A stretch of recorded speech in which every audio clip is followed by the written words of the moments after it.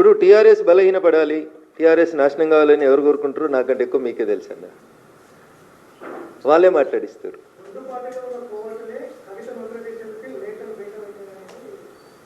ఇప్పుడు మీ నాన్నకు నువ్వు లెటర్ రాసినావు, తండ్రి కూతుళ్ళ సంబంధం అది, తండ్రి కూతుళ్ళ పంచాయతీ. గతంలో రాసిన లెటర్లు బయటికి రాలేదు. ఇప్పుడు మీ నాన్నగారి పక్కన ఎవరుంటున్నారో నాకంటే ఎక్కువ నీకే తెలుసు. పోయి మీ నాన్నకి చెప్పు, ఇక పలానోడు లీక్ చేసినాడు, వాని పేరు పలానా, వాని బయటికి పంపించు అని చెప్పు. కోర్టు ఏందని, ఇదేమన్నా నక్సల్ సామ్రాజ్యమా? కోర్టు లేదు. వినడానికి సొంపుగుంటాయని, మాట్లాడితే ఎతి ప్రాసలకు కలిసి వస్తాయని ఇట్లా మాట్లాడితే ఎట్లా? మీ ఇంట్లో కోవర్ట్లు ఉన్నారా? మీ నాన్న పక్కన కోవర్ట్లు ఉన్నారా? ఏం చెప్పదలుచుకున్నావు నువ్వు? మీ నాన్న పక్కన కోవర్ట్లు ఉంటే ఏం చేస్తున్నావు మరి? బిడ్డగా మీ నాన్నని కాపాడుకోవాలి కదా. ఆ కోర్టుల పేర్లు ఏందో మీ నాన్నకి చెప్పి బయటికి పంపించాలి కదా.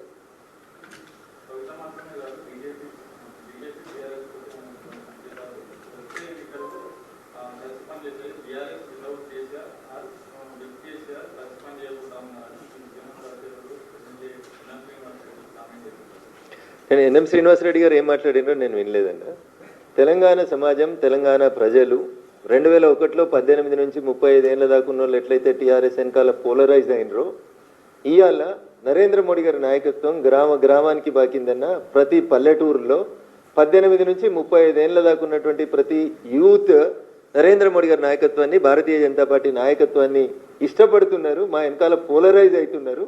కాబట్టి టీఆర్ఎస్ వెనకాల ఖాళీ కుర్చీలు కనబడుతున్నాయనే బాధతో, ఆవేదనతో దీన్ని కన్ఫ్యూజన్ చేసి ఊర్లలో ఉన్నటువంటి ప్రజల్ని మభ్యపెట్టేందుకు కవితమ్మ చేస్తున్నటువంటి ప్రయత్నం.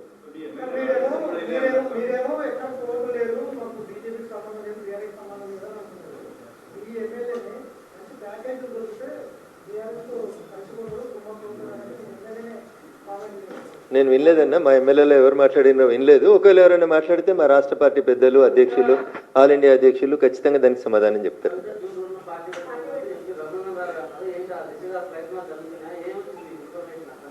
కవిత కొత్త పార్టీ పెడుతుంది అనేది నాకున్న సమాచారం. నేను ఆ రోజు కూడా మీలాంటి మీడియా మిత్రులు అడిగితే చెప్పింది ఏంటంటే, ఆమె నో పాయింట్ ఆఫ్ రిటర్న్ దాకా వెళ్ళిపోయింది, ఇంకా అతికేది లేదా సంసారం, కాబట్టి విడిపోతుంది. విడిపోయిన తర్వాత పార్టీ పెడుతుంది. ఇది ఒక రాజకీయాలలో నాకున్న 20 ఏళ్ళ 23 ఏళ్ళ అనుభవంతో చెప్తున్నాను. 2001 నుంచి ఆ కుటుంబాన్ని దగ్గరగా చూసిన వ్యక్తిగా, రాష్ట్ర రాజకీయాల్లో జరుగుతున్నటువంటి పరిణామాల్ని గమనిస్తున్నటువంటి వ్యక్తిగా, 2014లో అధికారంలోకి వచ్చిన తర్వాత కాంగ్రెస్ పార్టీ 2019లో పార్టీ పెట్టించిన విషయం మీకు మాకు అందరికీ తెలుసు. కాబట్టి పార్టీలు ఎవరు పెట్టిస్తారు, పైసలు ఎవరు ఇస్తారు, ఎవరికి అవసరం అనేది చాలా స్పష్టంగా కనబడుతుంది కదా. వాళ్ళేంది నీళ్ళేంది తెలుస్తుంది. నా నోట్లోకి వెళ్ళేందుకు కానీ ఇది చిట్చాటు కాదు. I'm speaking openly.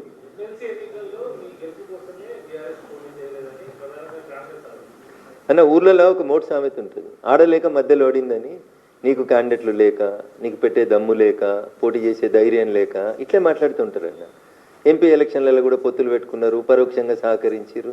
ఇవన్నీ తప్పుడు మాటలు అన్న. ప్రజలని అమాయకులుగా భావించి ఓటేసేటువంటి ప్రజల్ని తక్కువ చేసేటువంటి మాటలు ఎవరు మాట్లాడొద్దన్న. అది చాలా తప్పు, దురదృష్టకరం. అది అన్నిట్లలో పోటీ చేసిరు వాళ్ళు. ఎంపీ ఎలక్షన్లలో అన్నిట్లలో పోటీ చేసిరు. నా మీదనైతే 100 కోట్లు పెట్టిరు, మీకు తెలుసు. ఇక కాంప్రమైజ్ అయిన పాలిటిక్స్ ఏడు ఉన్నాయి అక్కడ? ఏడ కాంప్రమైజ్ అయ్యారు? ఏ సీట్ కాంప్రమైజ్ అయ్యారు చెప్పారు? కాబట్టి ఇవన్నీ అబద్ధాలు, తప్పుడు మాటలు.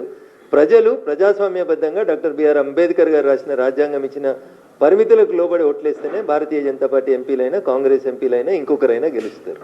కాబట్టి ఒక పార్టీ ఇంకో పార్టీకి అమ్ముడు పోయింది ఇట్లాంటి మాటలు దయించి ప్రజాస్వామ్యంలో సరైనవి కాదనేది నా భావన.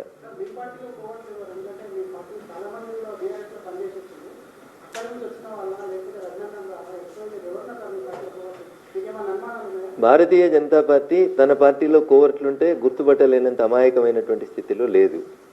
గల్లీ నుంచి ఢిల్లీ దాకా భారతీయ జనతా పార్టీకి నాయకత్వం ఉంది. కేంద్రంలో అధికారంలో ఉన్నాం కాబట్టి ఐబీలు, ఎస్బీలు, ఇంటెలిజెన్స్లు అన్నీ కూడా అట్లాంటి తప్పుడు వ్యక్తులు ఎవరన్నా మా పార్టీలు ఉంటే 100% సమాచారం ఇస్తాయి. సో టీఆర్ఎస్కేలు వచ్చిన వాళ్ళ అని చెప్పి మీరు ఒక వర్గాన్ని ఎత్తి చూపే ప్రయత్నం మీడియా తొందరపడి చేయొద్దని చెప్తా ఉన్నా. కోవర్టు పని చేసిన వాళ్ళు ఎవరు కూడా బీజేపీలో లేరు, ఉండరు, మనలేరు. వాళ్ళ ఫ్యూచర్ కూడా బీజేపీలో కొనసాగదు.